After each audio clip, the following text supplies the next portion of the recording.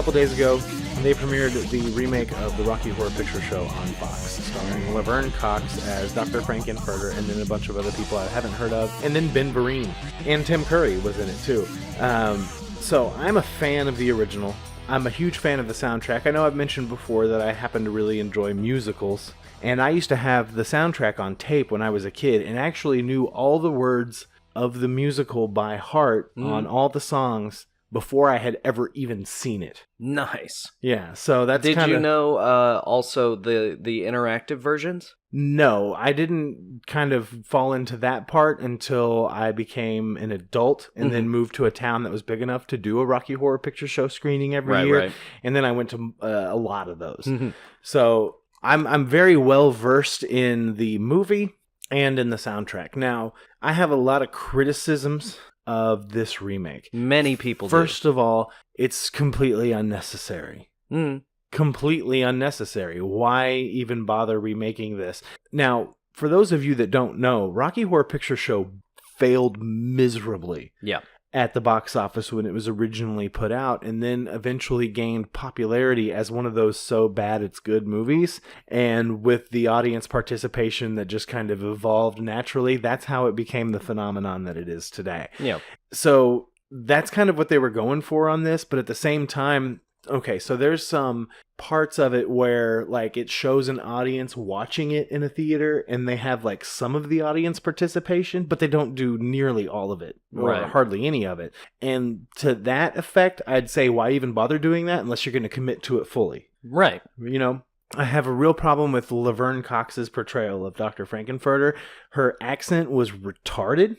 Okay, she sounded like she just had this really bad British accent, and she should have just used her own regular talking voice. Yeah, I mean, why would it matter? Yeah, and like when she says Brad, it sounds like she's saying bread, which is dumb. It pretty much follows the story just about verbatim. There's a few things that have been changed, and a few lyrics have been changed because, of course, it was on television. Like on the song Wise Up Janet Weiss, instead of saying mind fuck, they say mind game. Which is dumb. Yeah. Now, one of the things that I thought was interesting about this take of the Rocky Horror Picture Show, because it was made for television, I expected it to be a lot more toned down in the overtly gay imagery and stuff, and it really wasn't.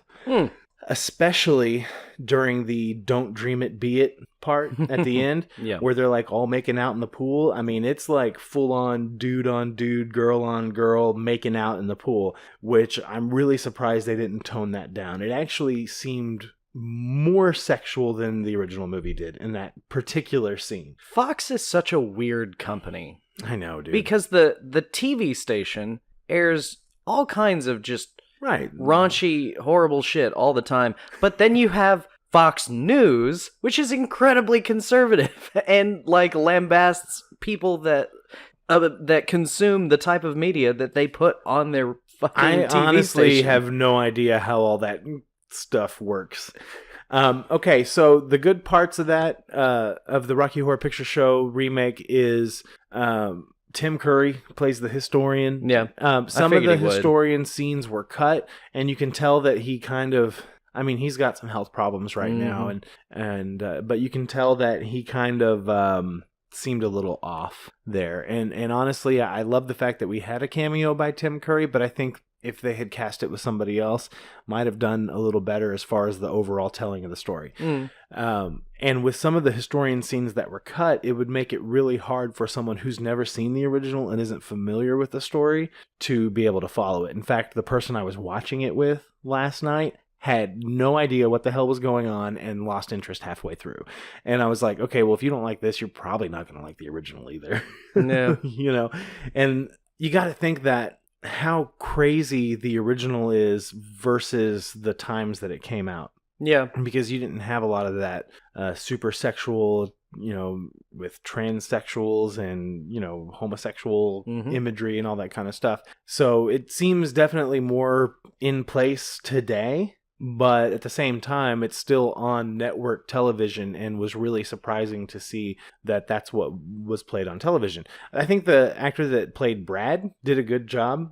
His acting was very wooden, but it was very comparable. I was exactly. about to say, that character is wooden.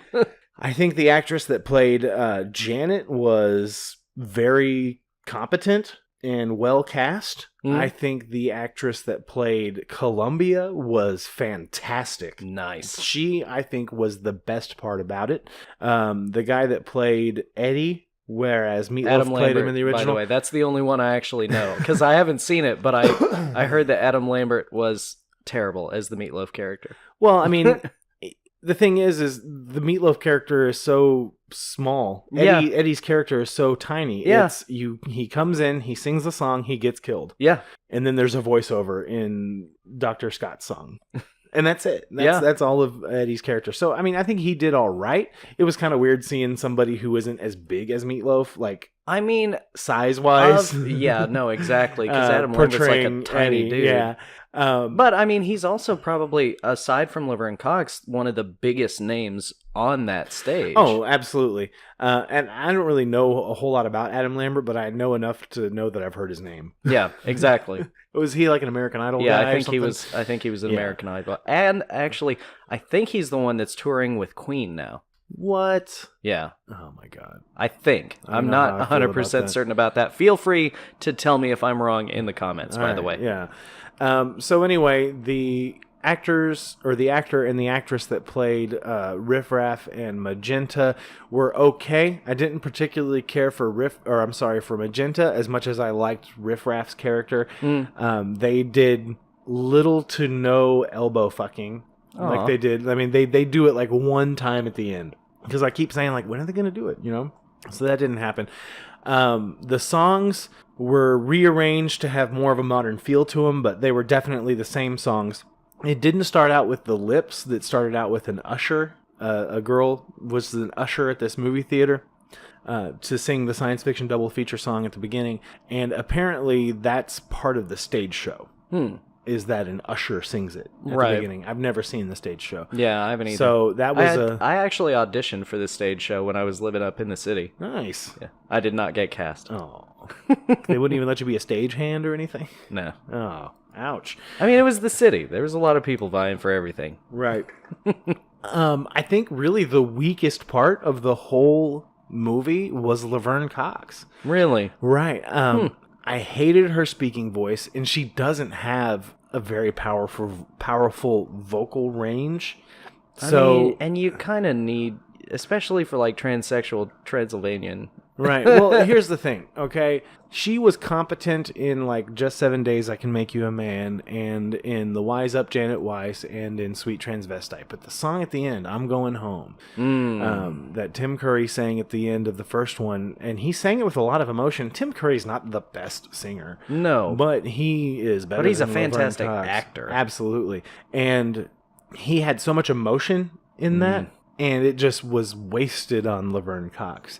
And here's another issue when it comes to Laverne Cox, and this remake in particular, that I have a problem with. They keep referring to Frankenfurter as a female. And because, I mean, in the original, you know that Tim Curry is a male. Right, and that he's wearing lingerie. Transvestite, he's a transsexual, and all that stuff. But they still refer to Frankenfurter as a he. In the original? Yes. Yeah. Because, you know, and I first started noticing it during the floor show whenever Columbia, you know, she's like, it was great when it all began, you know, that one? And it's like, but it was over when she had a plan to start working on a muscle man, you know? And I was like, wait a second.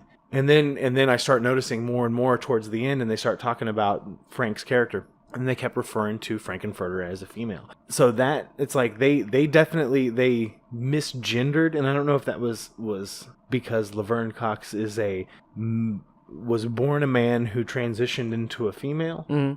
But that kind of would have been, I think, more impactful, especially for this new audience, to refer to someone who looks like a woman as a he. You know what I'm saying?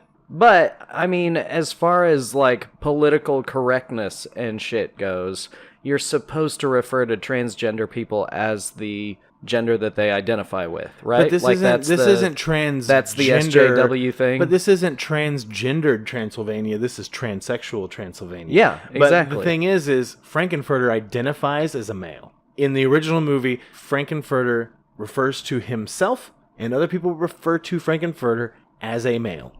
And so they've changed Frankenfurter's gender identity in this. Okay?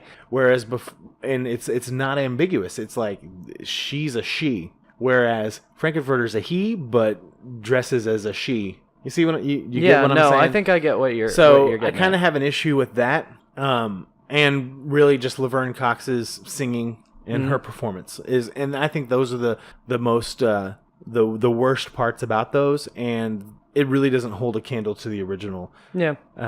But the original is still ridiculous. Of course it is. So let's not pretend that the original is this masterpiece of course. cinema and of musical theater. It is certainly enjoyable, though. It is enjoyable. And honestly, if you've never seen either, watch the original first. Because if you watch the remake, you may not even care to watch the original at all. That's how I feel.